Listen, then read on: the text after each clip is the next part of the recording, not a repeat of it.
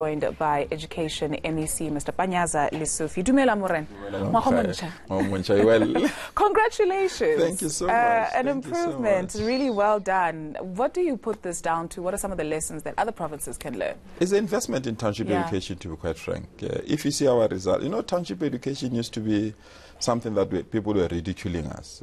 When we say we want improvement, we want equality, we want equal access, people say go and fix township education. So we went there, we invested in it, and for township education to give us the results that they've given us, it's just heartwarming and fulfilling, to be quite frank. So I want to thank all the principals, the teachers, and the learners themselves. The principals were pushing them because if you can't turn township education, you'll never turn our education system.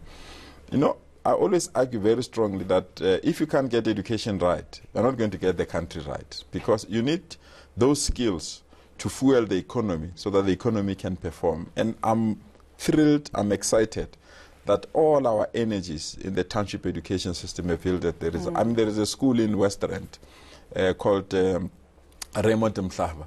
They just gave us 100% in the middle of poverty.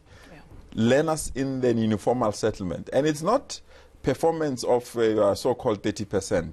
60% of that 100% is bachelor passes in that school, in the middle of poverty. You go to a school in Tembisa called Giani, they've given us 98%. You go to a school in Sidibeng, last year in 2017 they were at 54%. Today they're celebrating 100%. So we really invested in township education, and I'm thrilled that we've turned the corner. Now you can get quality education, whether you're in a suburb or in the township, which is something that we're working very hard, and we really got insulted and all other things. And I'm happy. We put ICT in township schools. We've built new schools in the township area. We brought top international companies. Honeywell in the aviation industry, they partnered with us to open an aviation school. Samsung, a very top brand, they've agreed to open a college in Midrand. Nexa, they've adopted 3 of our schools. We're in discussions with companies like BMW. BMW is producing their new X3. We are bringing 3 schools in the Tshwane area in the motor industry. We are opening another school. We are taking advantage of the ocean industry. We are opening a school in Sidibeng. We are taking advantage of the Val River.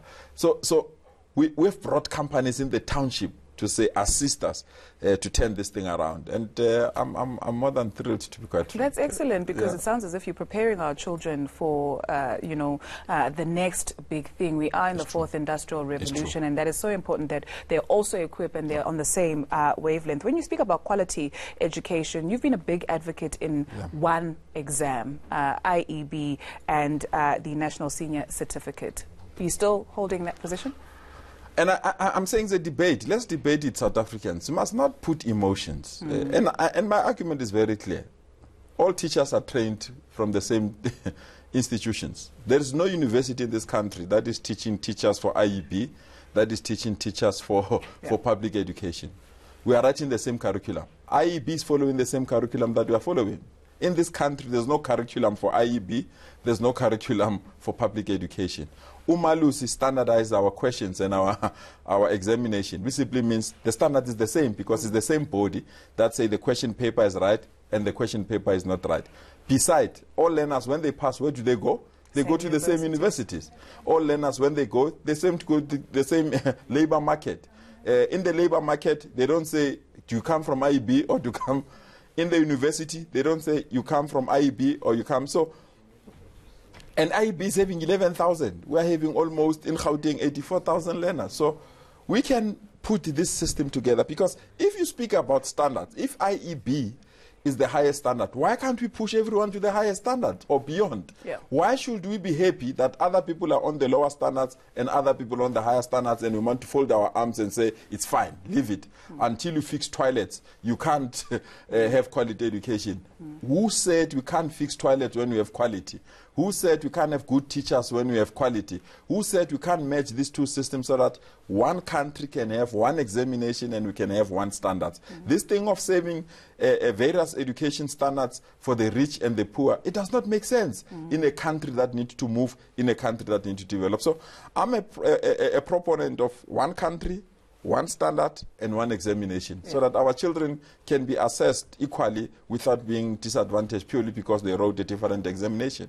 When we speak about quality education as well, we know that our children cannot read to comprehend, especially at grade 4 level. How far or what interventions have we put in place, and how has it been coming along in trying to rectify that? And even that study, I'm happy we are participating in it. There are countries that are scared even to participate in those kind of studies. And we have to benchmark ourselves with top countries. So if you say our grade 4 can't read to comprehend what they are reading, reality is that at least we've diagnosed it. What if we didn't participate? We will not even know. We will not even invest in that. We will not even train our teachers. So those kind of results are assisting us to improve the education system. So I'm very thrilled that the minister is not shying away from those kind of tests, those kind of assessment, because we need to benchmark ourselves as a country and say, can we compete with South Korea? Can we compete with Finland? If we compete with Finland, this is our limitation. This is the investment you need to put. And that's what we're doing. Now we are pushing our children to drop everything and read. And we are saying to parents, when you have a part with your children, instead of taking them to that restaurant and play in the playing field, take them to a library. If you buy a gift for a child, buy a book. Because it's a collective effort of society. But we will not do that if you didn't participate in those tests. And that's the reason why I appreciate this kind of tests.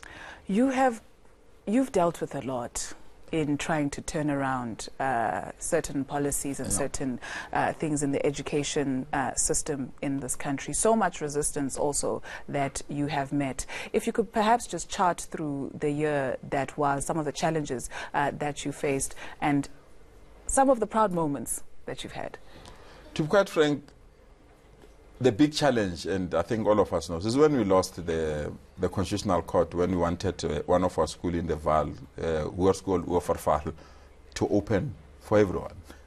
And we're not challenging the language. We said, yes, we can study with Afrikaans, but allow people that want to study with, using English as the language to also study with you, so that we can build social cohesion. Unfortunately, the courts disagreed with us.